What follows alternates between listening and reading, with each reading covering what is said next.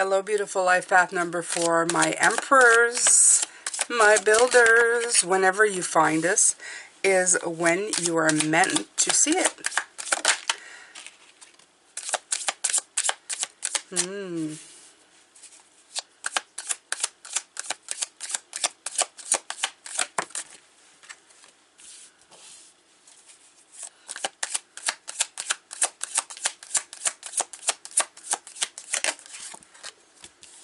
All right.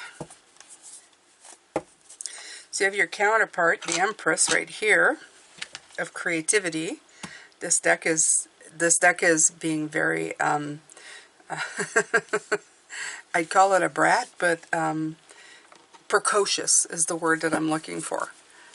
It's being very precocious today. It's wanting to fall down and okay. So let's see, my emperors, my builders. What do we have here? We have the Judgment card. Making decisions. But you have the Five of Pentacles right after, which is the card of alienation, of separating yourself. After that, you have the Queen of Swords, which is the card of strength of character and independence.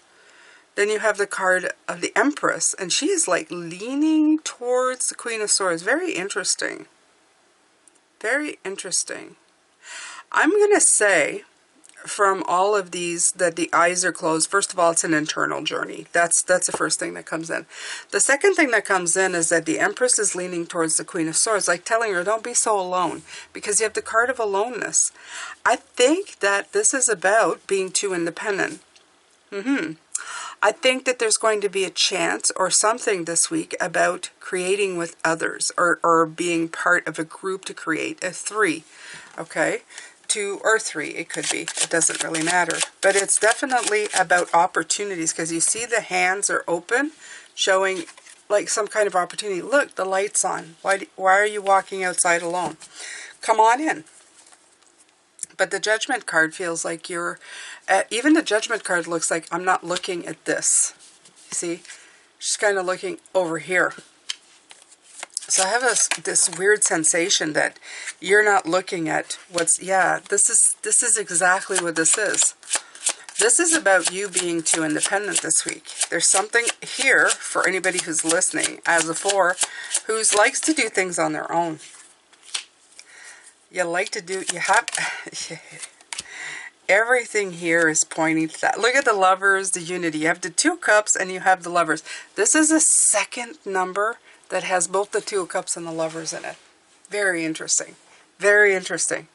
Okay, this is about unity and committing to well-being. The star here is shining directly on that one person. I like this. I like this. But it also, it's telling me that it's that beam of light that's to that one person. I feel that this is the thing. You're trying to do it all on your own to make this optimism, everything shine. You know, but it's not a sin, and it's not a bad thing to get the perspective of having either like-minded people or people who just there want to support you to come in and give you a hand, okay? And I think this is just about putting your mind towards that. As the authority in your own life, you have a lot of structure, power, stability, and you're kind of the stability. You're the building in which everybody stands and gets their stability from. But sometimes you need to let others come in and help you. And I feel this person is coming in. Even with this, you have somebody reaching out. Do you see that? Reaching in, reaching out. It's a constant. And again, with the Judgment card, I feel that you're looking away. You know what I mean? So this is about unity. This is about you. And because this energy is coming in, you are definitely aware that it's there. But you are, I don't know, for some reason, maybe fighting it. So let's see what Spirit has to say. Oh, I'm pretty sure I know what that is. I mean, I would say it's like, look around you. First of all, open your eyes and look around. Because all their eyes are closed. And they may be in all the cards. Let me see. Are they all closed? No. See? Her eyes are open, but they're all closed. Every single one. It's very interesting. All their eyes are closed. Like they're not seeing something. Something important. Okay, so let's see. 10 of Pentacles. When I first learned Tarot, I was always told 9 of Pentacles is about personal abundance and blessings. 10 of Pentacles is about blessings for all. Just like the 10 of the 9 of Cups and the 10 of Cups. It's like one's about the one, and the 10's about the whole. And the first card that comes out is the card about the whole. Okay. Yeah. Yeah. Lovers twice. Okay. So definitely talking about your well-being. Okay. So again, this is the advice from Spirit. This isn't about you. This is about the whole. It's about everybody that is coming in to help you. Okay. It takes a community. How's that? It takes a community. Just go back to Source itself. Okay? We come from Source. Source is the whole. And everybody gets their little vibration coming in, and we live our little lives. But we all come from the same spot. This is the same thing. Being alone and thinking we have to do it alone is an illusion. You don't actually have to. You can do a lot of it alone, but it isn't a criminal sin for you to have a few people come in and just give you the encouragement that you need, okay? Sometimes it's good to have somebody go to be your cheerleader, to be your helper, to say, hey, it would be my pleasure to be of service to you, okay? The next part that comes in is the Strength card, to remind you that strength isn't just standing alone, trying to hold on to the building. Sometimes strength is having other people shore up the building for you to ensure that it stays up. Okay? It's about teamwork.